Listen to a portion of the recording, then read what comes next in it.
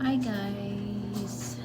Today's vlog, yan, katapos sa work home naman tayo ngayon. Ang kadyo nyo ay maglalaba naman.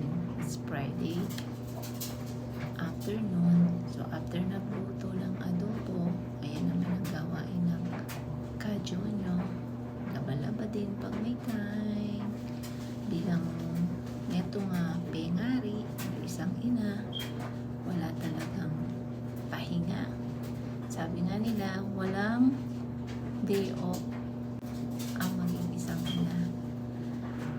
Yan, which is off ko ng weekend. So, yung 2 days off ko, yan naman.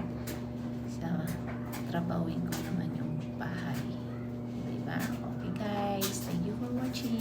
Please don't forget to like and subscribe. God bless you all. Bye!